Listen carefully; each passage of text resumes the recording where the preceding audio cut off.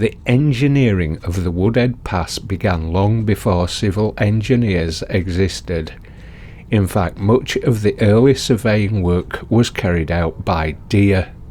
Yes, deer, as in red deer and roe deer.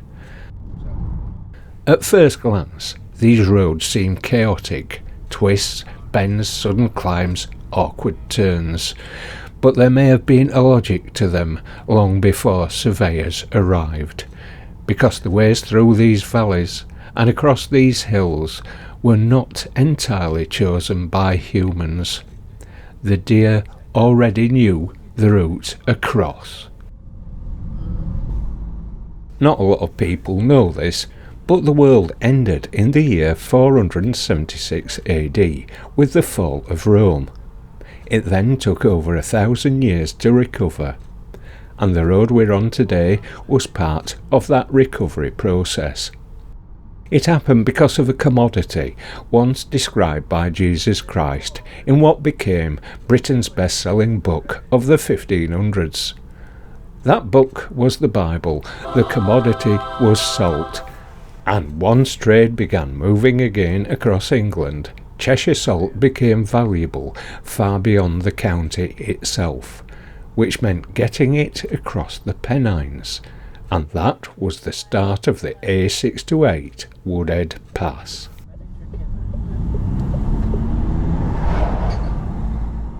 When the humans had stopped fighting and the 30,000 or so in Cheshire were wondering what to do with all their salt, they found a market in the West Riding of Yorkshire with its 70,000 population.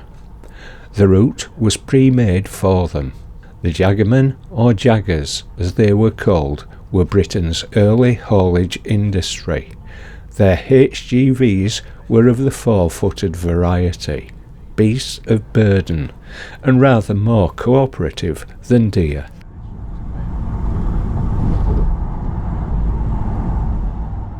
When I filmed this, it was during the 2025 drought, which exposed land in the Woodhead Reservoir of the original route of today's B6015, where it connects to the A628 at the junction with the A6024, and a pub stood there called the George and Dragon.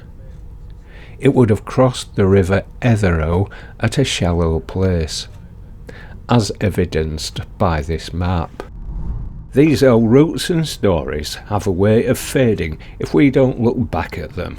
If you enjoy uncovering these memory lanes with me, consider subscribing to help ensure these journeys aren't forgotten. And the pass thousands of motorists know as Woodhead might not be strictly what our hooved predecessors had in mind, because right here that track to our left rises to an earlier paved route. And it's not only here that the way diverges. It looks like the Woodhead Pass had multiple choices, but why?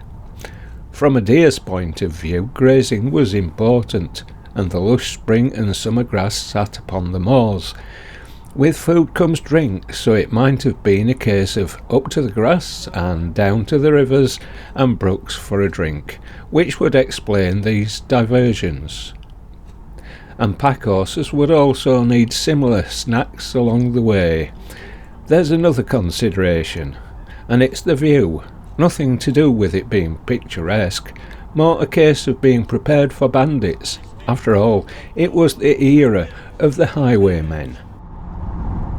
In part, and perhaps unexpectedly helped by the spread of the Bible, Britain emerged from the Dark Ages, and the British took it as their divine mandate to build a navy and go window shopping at Cannon Point. They liberated and appropriated or simply pinched other people's ideas. These hills, the rain and the sheep's wool established the dark satanic mills. It was boom time for the Jaggers and their pack horses, but by the start of the 19th century they were being replaced by the iron horse, because by borrowing, adapting and occasionally pinching ideas from elsewhere, Britain's age of steam began. It had just one problem. It couldn't climb hills like the deer and the pack horses, so we became moles and flattened the way by building tunnels.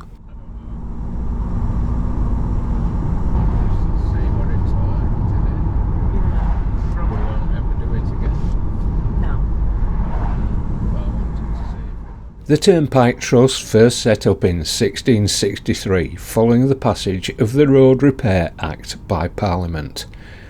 This act shifted the responsibility for maintaining roads from local parishes to independent trusts, which were authorised to charge tolls to fund repairs. The problem for horse-drawn vehicles was many of the turnpikes were too narrow, and so the Turnpike Trust began to reroute the ways nearer to what we see today.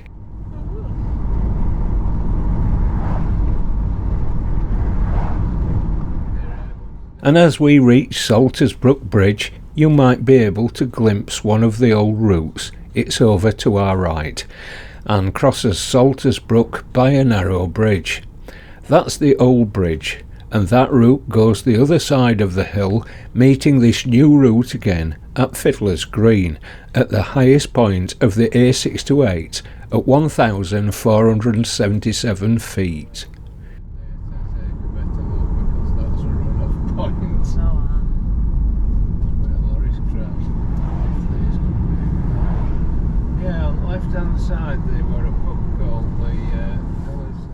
The railways, however, stole the long-distance goods traffic, and the Turnpike Trust lost out and were eventually abolished. By 1888, road repairs passed to local councils, and the roads were free to use. Then, in 1904, British Leyland, in fact it was just Leyland at the time, made the first petrol lorry. And as vehicles got faster and larger, the railways were the next to suffer decline, and the choice of route became what was best for the motor vehicle.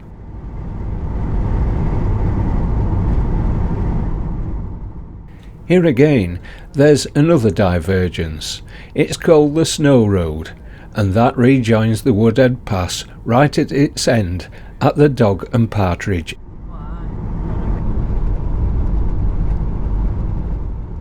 If you'd like to take the passenger seat for more of these hidden routes across the Peak District and beyond, hitting the subscribe button is the best way to make sure you're there for the next departure. We'll finish off at the new Flouch Roundabout, where some traffic goes on to Barnsley and some to Sheffield.